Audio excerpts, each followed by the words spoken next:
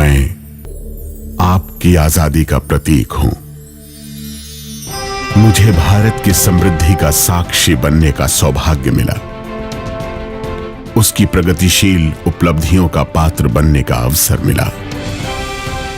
उसके अद्भुत सामर्थ्य का बिगुल पूरे विश्व में गूंजते हुए सुनने का गौरव मिला। उसकी प्रतिष्ठा को अपना अभिमान बनाने का अवसर मिला।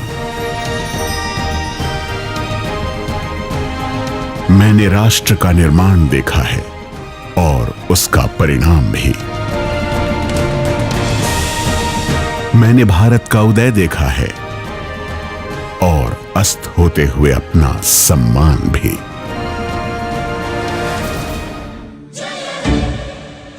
पंद्रह अगस्त 1947 के स्वर्णिम दिन, जब मेरे श्वास में स्वाधीनता घोली गई, तो मैं बहुत ही गौरवान्वित था।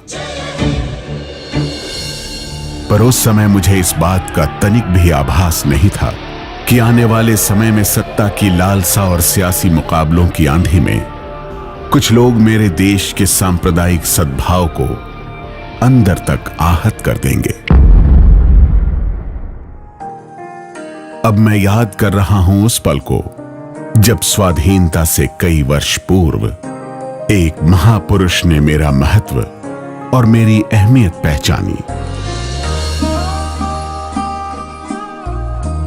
उस महापुरुष ने कहा था कि एक देश का ध्वज उस देश के लिए उसकी पहचान का प्रतीक होता है, और इसीलिए हर भारतवासी, फिर वो चाहे हिंदू हो या मुसलमान, सिख हो या ईसाई, जैन, पारसी या कोई और, भारत के ध्वज से भारत के अस्तित्व को पहचाने और उसे अपनाकर उसके लिए गर्व से जिए और मरे।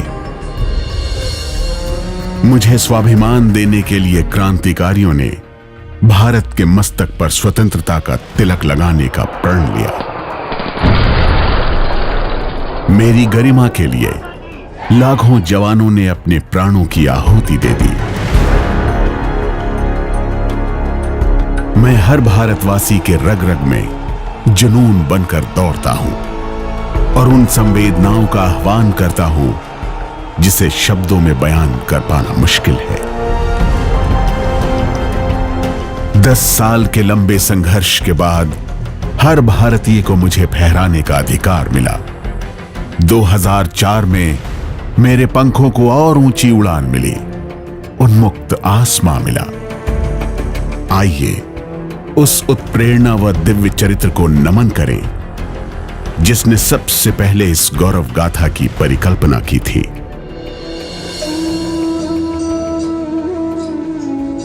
किसी के लिए महात्मा किताब का एक अध्याय और किसी के लिए कविता का एक छंद, किसी के लिए ईश्वर की स्मृति और किसी के लिए हृदय परिवर्तन का एहसास। न प्रतीक में, न प्रतिबिंब में, न आह्वान, न अवलोकन में, न स्मृति में, न संदेश में। बापू बसते हैं विश्वास में, भावना में, भाव में, आचरण में, सद्भाव में। बापू भले ही हमारे साथ न हो, पर उनके अमर उपदेश और शाश्वत विचार आज भी हम सबको प्रेरित करते हैं। बापू अतीत ही नहीं, वर्तमान भी हैं और भविष्य भी।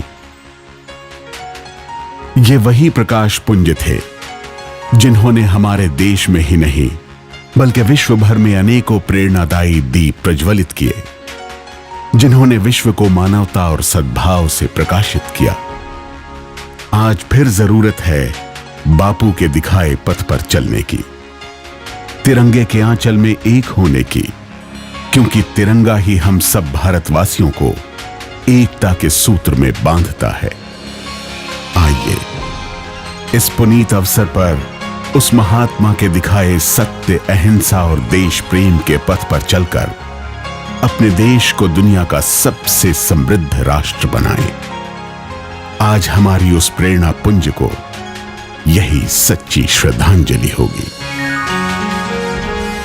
फ्लैग फाउंडेशन ऑफ इंडिया की एक विनम्र पहल, सद्भावना संध्या, महात्मा के पथ पर।